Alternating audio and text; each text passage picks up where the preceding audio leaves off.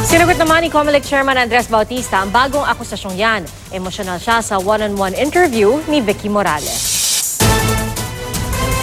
Chairman, may mga pinapatanong yung misis nyo, yung qualified theft laban sa asawa does not hold water dahil conjugal property raw ito. Anong comment nyo?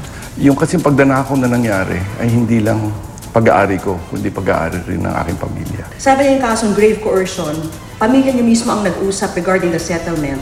So ang coercion raw ay nagagaling sa parte nyo. Hindi po totoo yun. No? Yung pong krimen ng grave coercion ay nakamit or nagawa dahil ako po ay pinigilan na pumasok sa aking sariling pamamahay.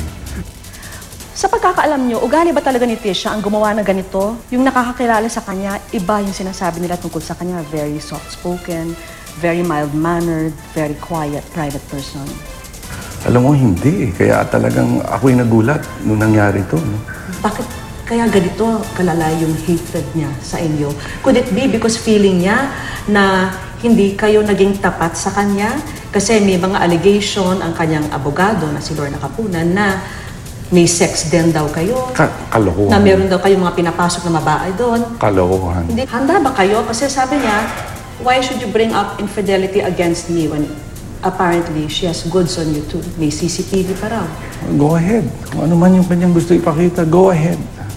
Okay? But ang mas maganda is, imbis na sabihin sa media, di mag-file ng kaso.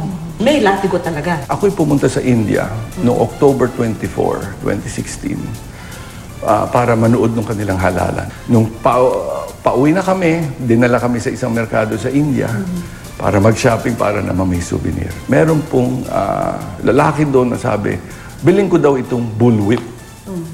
Ito'y para sa kalabaw, latigo ng kalabaw. Gumagawa sila. Mali siya dahil nakakandado pa raw yung latigo. Hindi nakakandado. Well, kasama yun doon sa filing cabinet.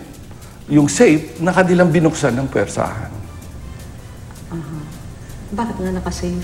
Wala. Inano ko lang doon. Linagay ko lang doon. No, pero ito din, okay? Dito sa aming bahay yun. Kasi nga ibibigay kong regalo yun sa isa naming commissioner na kapag nagkakaaway na kami sa imbang, siya yung parang naglalatigo. Hindi niya na nabigay sa kanya. Hindi ko na nabigay sa kanya. At saka yun pa, okay. Eto na lang. Sex den.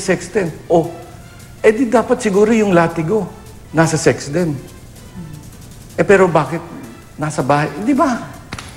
Natatakot ba kayo sa maaari pang isiwalat ng misis niyo? Kung ano pa, as I said, ang sinasabi ko is hayaan natin ang katotohanan lumabas.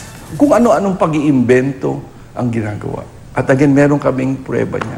Sa umpisa pa lang, bank accounts, kung isang ano-ano. broker raw ng cash na naka-gift wrap. Kung ano-ano mga kwento ang sinasabi nila eh. Okay? Ang tanong ko, kung talagang ako'y nagkasala, bakit ngayon lang nila nilalabas 10 months after? How do you feel living in the same space? Mahirap talaga. Mahirap, no? At sa totoo lang, ngayon siya ay nandun sa isang unit. Ako naman ay nasa kabilang unit. Pero minsan din, sa totoo lang, dahil ako'y nalulungkot, ako'y nakikitira sa kanyang nanay o nakikitira sa aking kapatid. Todo yung depensa ng kapatid niyo sa inyo kagabi. Anong nararamdaman ng pamilya mo, ng mami mo? Alam mo, yung mom ko, Vicky, nagka-stroke 2 years ago. And she's aware of this? Hindi, yung na-stroke siya also because of this. Dahil she felt so bad sa nangyari. Because, she was trying to help us, to patch things up. At ang nanay ko, nung naghihiwalay, sabi niya sa akin, huwag ka makipaghiwalay.